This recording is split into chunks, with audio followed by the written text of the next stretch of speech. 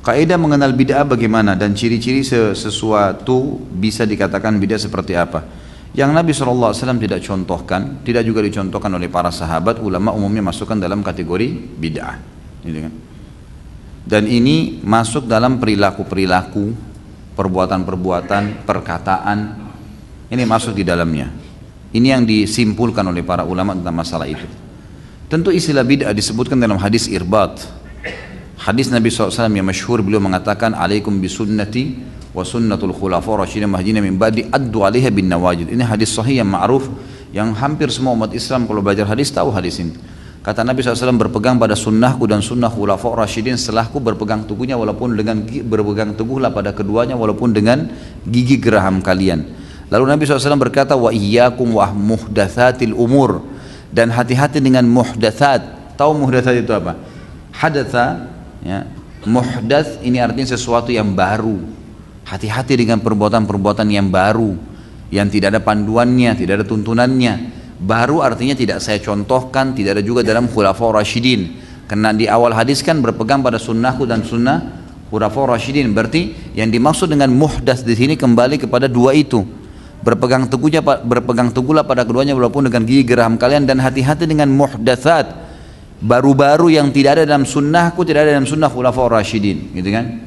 Fa inna kulla muhdatsin bid'ah, semua yang muhdatsa, yang tidak ada saya contohkan, tidak khulafa rasyidin contohkan, maka dia adalah perbuatan bid'ah. Wa bid'atin dhalalah, dan perbuatan bid'ah itu artinya yang tidak saya contohkan, tidak khulafa rasyidin contohkan, adalah bid'ah. Dan bid'ah itu akan membawa pelakunya pada kesesatan. Sesat maksudnya apa? Keliru melangkah karena tidak ada panduan wahyunya, gitu kan? Wa inna dhalalan finnar, dan kesesatan akan membawa pelakunya ke dalam api neraka. Ini sabda Nabi SAW. Beliau menyampaikan masalah itu. Dari sini ulama simpulkan, sunnah sama bid'ah adalah dua hal yang berlawanan. Yang hidupkan sunnah berarti mematikan bid'ah, yang hidupkan bid'ah berarti matikan sunnah, karena memang sudah begitu dia, ya. Ini memang penjelasan dari hadis Nabi SAW tadi, Allahu a'lam. Jadi memang seperti itu memahaminya. Makanya teman-teman sekalian, cukupkan diri dengan yang ada perintahnya saja, itu aja jaga sampai mati, masuk surga insya Allah. Udah nggak usah repot-repot. Ini saya bingung betul orang-orang yang terus mau buat-buat, terus ngarang-ngarang dan ngotot mempertahankan. Kenapa saudaraku? Sunnah Nabi banyak, pertahankan komitmen. Tuh zikir pagi sore jaga tuh, sholat on time di awal waktu jaga tuh, zikir yang kita dianjurkan untuk baca tiap hari, istighfar 100 kali, ada la haula wala quwata illa billah, subhanallah, alhamdulillah, wala ilaha illallah, Allahu akbar, yang ada sudah dalil-dalil jelas, kerjakan. Sholat duha yang ada dalil jelasnya, sholat malamnya, komitmen jaga. Apa anda sudah tiap hari kerjain tuh? Ini masih banyak yang terbengkalai gitu. Jagokan ini, kenapa kok ribut dengan perbuatan bidah ini, saya bingung gitu, untuk apa gitu. Dan ngotot mempertahankan, enggak apa-apa, subhanallah. Dan orang-orang awam pun akhirnya ikut-ikutan, yang sholatnya masih Senin Kamis hanya ikut berbuat bid'ah juga. Ini yang wajib-wajib enggak diingatin, yang sunnah-sunnah sudah jelas dan pintarnya enggak disemangatin, malah enggak apa-apa, buat ini aja. Loh, gimana ini? Kalau setiap orang bebas buat bid'ah, saya bebas buat bid'ah, semua bapak-bapak sini buat bid'ah, ibu-ibu di belakang sana buat bid'ah, apa yang tertinggal dari sunnah Nabi SAW? Coba, apa yang tertinggal? Orang akan tinggalin kan, karena bid'ah lawan sunnah gitu. Maka kerjanya sudah ada perintahnya, kenapa sih? Kenapa suka cengkal nih gitu. Bersikuku dengan hal-hal yang tidak ada perintah? Sudahlah saudara. Kalau nggak ada contoh dari Nabi, berarti bid'ah.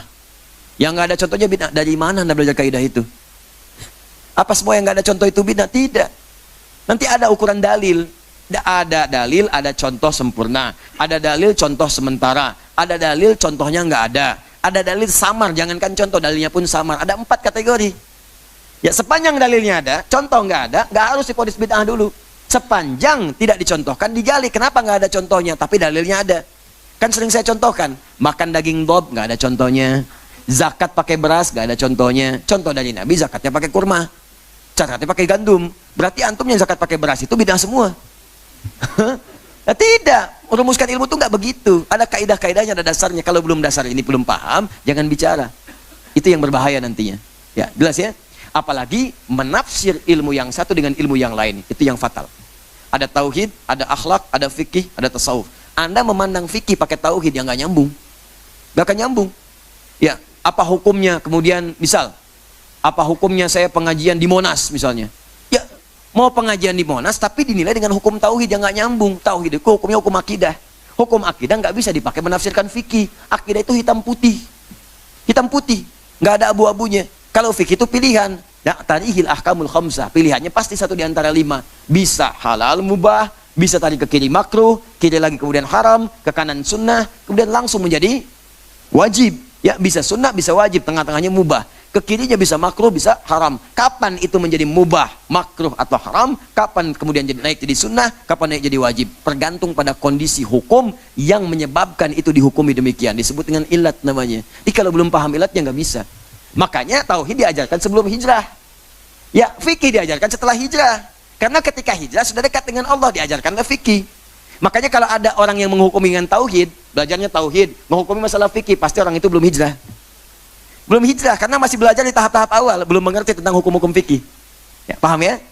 Nah, jadi yang seperti ini menurut saya dijauhi saja, dijauhi supaya tidak melahirkan nanti fanatisme yang berlebihan dan belajar dengan baik lagi serta tetap mendoakan yang demikian. Tadi tetap dihukumi hukum bergaul yang biasa. Jangan sampai kemudian jadi kasar, tidak.